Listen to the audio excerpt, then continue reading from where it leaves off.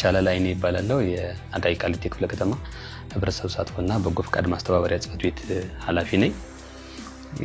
እንግዲህ በ2018 በጀት ዓመት በተቋማችን በክፍለ ከተማችን ውስጥ ያለው ህብረተሰብ ክፍል ተጠቃሚ የሚያደርጉ ፕላስ ደግሞ ህብረተሰቡ ደግሞ በነቂስ የሚሳተፍባቸው የልማት ስራዎችን አከናውነናል።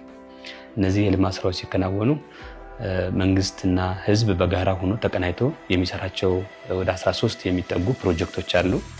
እነዚህም ፕሮጀክቶች በእቅድ ደረጃ ይዘን በዚህ በጀት ዓመት የህብረተሰቡን የልማት ፍላጎት ለይተን በልማት ፍላጎቱ መሰረት ደግሞ 65% ሀብት እንዲያሰባስብ ወደ አካውንት እንዲያስገባ አድርገን 35% ደግሞ መንግስት ማቺንግ ፈንድ ድጋፍ አድርጎ በጋራ 65-35 በሚል መርህ መሰረት የአካባቢ ልማት ስራዎችን በስፋት እንዲከናወኑ አድርገናል።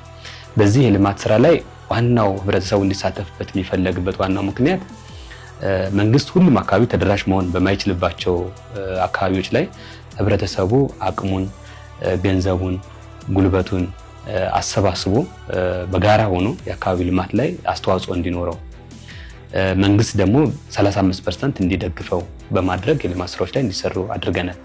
በዚህ ሂደት ህብረተሰቡ በብዙ ቦታዎች ላይ በተለይ በ12ቱም ወረዳ ላይ ያልተቋረጠ ድጋፍ በማድረግ ሀብት የማሰባሰብ ስራ በልማቱ ላይ ተባባሪ መሆን ስራ ሰርቷል። በዚህም የአካባቢ መሰረተ ልማቶች በስፋት ተሰርተዋል።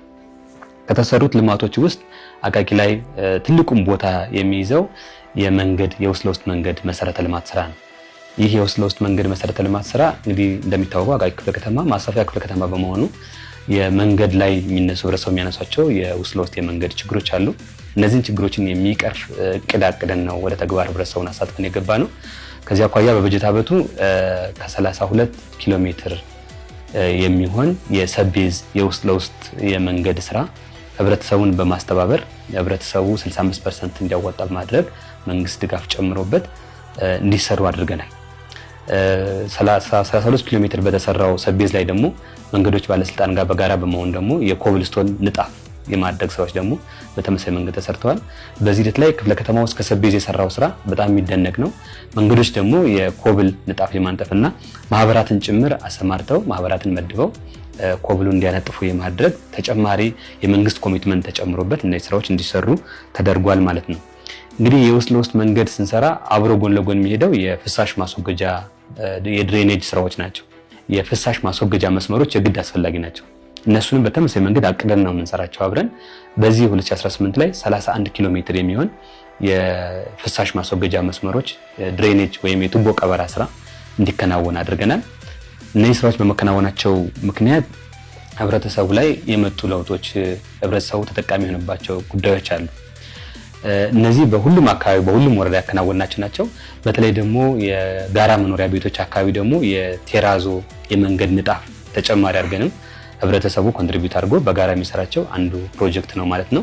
ሌሎች ፕሮጀክቶችም አሉ እስከ 13 የሚጠጉ። እነዚህን ህብረተሰቡ በጋራ ተባብሮ የሚሰራቸው ናቸው። የጋራ መጸዳጃ ቤቶች ለህብረተሰቡ አገልግሎት የሚውሉ፣ የኮሚኒቲ ፖሊስ ለሰላም ለጸጥታ ስራችን አጋዥ የሆኑ ግንባታዎችን የመገንባት ስራ በህብረተሰቡ በጋራ ሆኖ የሚሰሩ ስራዎች ናቸውና እነዚህን ስራዎች በበጀት ዓመቱ በስፋት እንዲከናወኑ ተደርጓል። እንግዲህ እነዚህ ስራዎች ስንሰራ ህብረተሰቡ ላይ ምንድነው በአካባቢው ላይ ያመጣው ለውጥ የሚለው ዋና ጉዳይ ነው። የመጀመሪያው ህብረተሰቡ በልማቱ ላይ እንዲሳተፍ ማድረግ ነው። አካባቢውን በመለወጥ ሂደት አካባቢውን በማልማት ሂደት ውስጥ ህብረተሰቡ ባለቤት እንዲሆን የማድረግ በዚህ ህብረተሰቡ ባለቤት እንዲሆን ማድረግ ደግሞ ባለቤት በሆነበት ልማት ላይ ደግሞ ህብረተሰቡ ተጠቃሚ እንዲሆን ነው። ስለዚህ በእነዚህ በምንሰራቸው ስራዎች ላይ ህብረተሰቡ መንግስትን በጋራው ነው ይሰራል። ተጠቃሚነቱ ደግሞ በዛ ልክ ማህበረሰቡ ተጠቃሚ እየሆነ ነው ያለው ማለት ነው። ከፋይዳው አኳያ አሁን ለምሳሌ ውስጥ ለውስጥ መንገዶችን ስንሰራ አካባቢያቸው ምቹ ይሆናል። በአቧራ በጋ ላይ በአቧራ ክረምት ላይ ደግሞ በጭቃ የሚሰቃዩ የነበሩ የህብረተሰብ ክፍሎች ይህን መንገድ በጋራ በመሰራቱ ምክንያት ለእንቅስቃሴ አመቺ የሆኑ መንገዶች፣ ለትራንስፖርት አመቺ የሆኑ መንገዶች አማራጭ መንገድ እንዲሆኑ ትልቅ እድል ፈጥሯል። አማራጭ የመንገድ መሰረተ ልማት ብቻም ሳይሆን እዛ አካባቢ ያለው ማህበረሰብ የቤት ዋጋ የኪራይ ለአከራይ እንኳን ቢል ለኑሮ ምቹ የሆነ አካባቢዎችን መፍጠር አስችሏል ማለት ነው። በተጨማሪም ደግሞ የንግድ እንቅስቃሴዎች እንዲሳለጡ ያደርጋል። በኢኮኖሚው መስክም የንግድ እንቅስቃሴዎች እንዲሳለጡ እዛ አካባቢ ያሉ ሱቆች፣ እዛ አካባቢ የንግድ ቦታዎች ማህበረሰቡ በኢዝሊ በቀላሉ መንቀሳቀስ ስለሚችልባቸው የምቹነት በመፈጠሩ ምክንያት የንግድ የኢኮኖሚ እንቅስቃሴውን በዛ ልክ እየተሳለጠ እያደገ የሚሄድበት መንገድ አይተናል ማለት ነው። ከዛ ውጭ የብሎክ አንዱን ብሎክ ከአንዱ ብሎክ ያስተሳስራል፣ ማህበራዊ ትስስርም ይፈጥራል። እነዚህ አይነት መንገዶች መስራታቸው በአካባቢው ማህበረሰብ ላይ ትስስር እንዲኖር ያደርጋል። አንዱ ብሎክ ከሌላኛው ብሎክ ጋር በመሰረተ ልማት ይገናኛል። በኮሪደር የተሰሩ መንገዶችን ደግሞ ከማህበረሰቡ ከብሎኮች ጋር የማገናኘት ስራ ይሰራል። ስለዚህ በአጠቃላይ ለኑሮ ምቹ የሆኑ የአካባቢውን የዕለት ተዕለት እንቅስቃሴ የሚያሳልጡ መንገዶች እንዲገነቡ ተደርገዋል።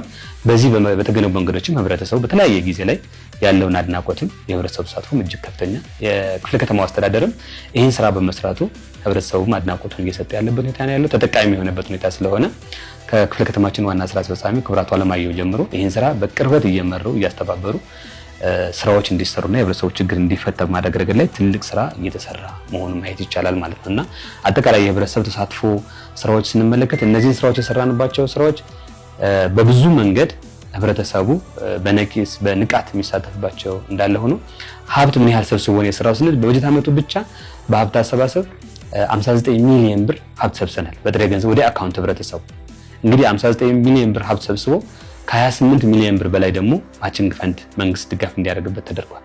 ይሄ ሀብት ከዚህ በፊት ስናየው የክፍለ ከተማ በጀት ማለት ይቻላልና ህብረተሰቡ ሞቢላይዝ እንዴት እያሳተፍን እንደሆነ በገንዘቡ ልማቱ እንዴት እየሰራ እንደሆነ የሚያሳይ ነው ማለት ነው። ከዚህም በተጨማሪ ደግሞ በጉልበት የሚያግዛለ ሙያተኛ የሆኑ ሙያ ያላቸው ኢንጂነሮች፣ አካውንታንቶች አሉ። በዚህ ላይ ትልቅ እገዛ ያላቸው በአካባቢ መሰረተ ልማት ላይ ስራና በዚህ ላይም አስተዋጽኦቸው በጣም ከፍተኛ በገንዘብ የማይተመን ዋጋ ጭምር ህብረተሰቡ በአካባቢው ልማት ላይ በአካባቢው ጸጥታ ስራ ላይ በአካባቢው እንቅስቃሴ ላይ ትልቅ ኮንትሪቢዩት እያደረገ አካባቢውን በራሱ እያለማ በመንግስት ድጋፍ እየተጠቀመ ያለበት ሁኔታ ስናይ በጣም በእጅጉ የሚያኮራ ስራዎች ናቸው። ይህ ስራ ግን በቂ ነው ብለን አንወስድም። አሁንም ህብረተሰቡ የሚያነሳቸው እንዲሰራላቸው የሚፈልጉ አሉ። አሁን ለምሳሌ ከዚህ በጀት ዓመት የሚቀጥለው በጀት ዓመት ደግሞ ሰፋ አድርገን አቅደን የምንሰራቸው ስራዎች አሉ። በእኛም ደረጃ የያዝናቸው የህብረተሰቡን የልማት ፍላጎት የሰበሰብናቸው አሁንም ቀጣይ ሰብስበን 2019 ላይ እቅድ አድርገን የምንሰራቸው የልማት ስራዎች አሉ። ህብረተሰቡ እንዲሰራለት የሚፈልጋቸው የልማት ስራዎች አሉ። እነሱን አጠናክረን እንቀጥላለን። በመንግስት በአስተዳደር በኩል ይህን ስራ በየአመቱ እያጠናከርን የ5 ዓመት እቅድ ላይም አንዱ አካተን የያዝነው በመሆኑ በቀጣይም የሚሰራና ቀጣይነት ያለው የልማት ስራ የህብረተሰቡን አቅም በደንብ የመጠቀም ህብረተሰቡ አቅም እንዲጎለብት በልማት ላይ ተሳትፎ እንዲጠናከር የማድረግ ስራ የመንግስት ፍላጎት ነው። ሰው በዚህ መንገድ አጠናክረን የምንቀጥል መሆኑ በእቅዳችን ያለን። ከህብረተሰቡ የሚጠበቁ ጉዳዮችም አሉ። ህብረተሰቡ፣ ባለሀብቱ፣ ድርጅቶች በእንደዚህ አይነት የልማት ስራ ላይ ተሳታፊ መሆን አለባቸው። ከአሁኑ በዘለለ መሳተፍ አለባቸው። አሁን ኔክስት እንሰራቸዋለን ብለን በእቅድ የያዝናቸው ያልተሰሩ መሰረተ ልማቶች ስላሉ ነው። ከተሰሩ መሰረተ ልማት ከሰሩ ብሎኮች፣ ወረዳዎች ተሞክሮ የተወሰደ ያልተሰራባቸው ብሎኮችና ወረዳዎችም ይህን ስራ በደንብ አጠናክረው መቀጠል አለባቸው። ይህን ስራ ለመስራት የማህበረሰቡ ተሳትፎ በጣም በእጅጉ የሚሻ ጉዳይ ነው። ህብረተሰቡ ካልተባበረ፣ ህብረተሰቡ በጋራ ችግሮችን ለይቶ ለዛ ችግር መፍትሄ አቅም ካልሆነ መንግስት ሁሉንም በአንዴ ሊያዳርስ አይችልም።